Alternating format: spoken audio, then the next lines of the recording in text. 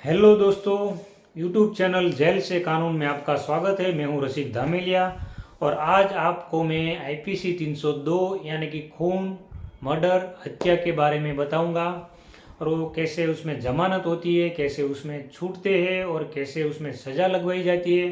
पूरी डिटेल आपको बताऊंगा। मित्रों, मैं जब जेल से छूट के आया तब कई दोस्तों ने मुझे ऐसा पूछा था कि सब मर्डर में मतलब कि खून हो गया तो वो सब में आजीवन कारावास की ही सज़ा लगती है या कम या ज़्यादा लगती है। तो मित्रों, वो मर्डर के ऊपर डिपेंड है। मैं पूरी डिटेल आपको बताऊंगा, लास्ट तक वीडियो देखते रहिए मित्रों। तो मर्डर वैसे 3 टाइप के होते हैं। मैंने जेल में पूरा कारावास निकाला तो मैंने ये सब 302 के जितने भी कैदी आते थे पूरी डिटेल उसकी मैं अभ्यास करता था और देखता था कि कौन से केस में कैसी सज़ा लगती है। तो दोस्तों, मर्डर 3 टाइप के होते हैं। एक तो मर्डर 100 बचाव होता है। दूसरा मर्डर होता है कि जैसे अचानक बोलाचाली हो गई और कुछ मार दिया और मर गया। और तीसरा मर्डर जो होता है वो जानबूझ के किया हुआ मर्डर होता है।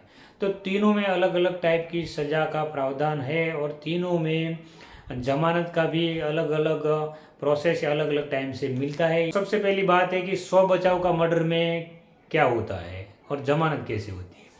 पहली बात तो 100 बचाओ मर्डर कैसे होता है कि कोई अपने को मारने आया और अपने को जान का खतरा लगा कि ये मार डालेगा अपने को और उसको मार दिया, तो उसमें 100 बचाव का गुना लागू पड़ता है। तो उसमें अपने देश के अंदर 302 लगती जरूर है, लेकिन 100 बचाव में वो 304 हो जाती है, कन्वर्ट हो जाती है। उसमें मैंने देखा है कि 3 साल तक की सख्त सज़ा से लेकर 10 साल तक की सख्त सज़ा लगती है मित्रों। और दूसरी बात है कि जो मर्डर अपने कुछ बोलाचाली में, जैसे कि फैमिली कोई ऐसा मैटर हो गया, भाई भाई में झगड़ा हो गया और 1-2 फटके मार दिए, तो ऐसे मर्डर में भी ऐसा होता है कि 3 साल तक की सख्त सज़ा लगती है, 10 साल तक की सज़ा उसमें लगती है, ऐसा मैंने देखा है। और दोनों में जमानत हो जाती है मित्रों, लेकिन तात्कालिक जमानत नहीं होती है उसमें।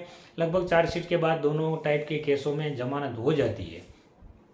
और रही बात जानबूझ के मर्डर करने वाले की बात है, तो मित्रों उसमें 3 टाइप के होते हैं। जैसे कि सस्पेंस मर्डर होता है। तो सस्पेंस मर्डर में क्या होता है कि मर्डर करने वाला जो होता है वो जो जो हथियार से मर्डर किया है वो हथियार अगर नहीं मिलता है, कहीं उसने फेंक दिया और नहीं मिलता है और दूसरा कोई उसके खिलाफ एविडेंस नहीं है मित्रों, तो वो केसों में जज साहब के ऊपर डिपेंड है कि उसको चार्जशीट से पहले भी जमानत मिल जाती है और चार्जशीट के बाद भी जमानत उसको देते हैं, लेकिन उसमें लगभग जमानत हो जाती है, हाईकोर्ट तक जल्दी हो जाती है चार्जशीट के बाद। और रही बात है कि जाहिर में जो मर्डर किया है, सबके बीच में सरा जाहिर खून किसी का कर दिया है, उसमें 2 जन 5 जन या 10 जन कितने भी है, तो ऐसे केसों में जमानत जल्दी होती नहीं है और ऐसे केसों में चार्जशीट के बाद ही जमानत रखी जाती है। उसके पहले अगर जमानत रखी जाए तो उसमें 100% लगभग सबका जमानत रिजेक्ट होता है। तो ऐसे केसों में चार्जशीट से पहले अगर जमानत रखता है तो उसका पैसा भी खराब होगा और फैमिली वाले को दौड़धाम भी होगी। तो ऐसे केसों में चार्जशीट के बाद कोर्ट में जमानत रखी जाती है और उसके बाद अगर नहीं होता है सेशन में तो हाई कोर्ट में लास्ट से लेके मेन आरोपी तक जमानत रखी जाती है। तो जो मेन आरोपी रहता है उसका जमानत जल्दी नहीं होता, लेकिन जिसकी भूमिका कम है उसकी जल्दी जमानत चार्जशीट के बाद हो जाती है। और ऐसे केसों में छूटते कैसे हैं मित्रों की, अगर पहली बात तो केसों में अगर कोर्ट के बाहर समाधान हो जाता है, कंप्रोमाइज़ हो जाता है तो बहुत अच्छी बात है। मैंने एक केस देखा था कि एक आदमी ने मर्डर कर दिया था, तो वो केस फिट जाने वाला था, लेकिन कोई ऐसा बीच मतलब कोई ऐसा आदमी जवाब जिम्मेदारी वाला था, उसने मतलब बीच की भूमिका बजाई कि भाई जिसका मर्डर हुआ था उसका बच्चा भी छोटे थे और उसकी बीवी को समझाए कि भाई आप पैसे ले लो, तो वो बात मान गए थे और वो केस में वो लोग छूट गए थे। तो ऐसा भी होता है, लेकिन वो लीगली नहीं है, कोर्ट के अंदर ऐसा समाधान होता नहीं है, ऐसा कोर्ट के बाहर ऐसा करते हैं तो हो जाता है। कई ऐसे केसों में मैंने देखा है कि वो लोग छूट जाते हैं। और रही बात दूसरी की, जो लास्ट वाला बोलता हूँ कि जो डेंजर मर्डर जिसको बोलते हैं, मतलब उसमें ज़्यादातर सज़ा लगती है। मैंने देखा है कि वो केस कैसा है कि डाइंग डेक्लेरेशन जिसको बोलते हैं, कि जिसको मारा है वो मरते मरते बोल के गया है कि ये आदमी ने मुझे मारा है, तो वही केस में जल्दी सज़ा लगने की पूरी संभावना रहती है।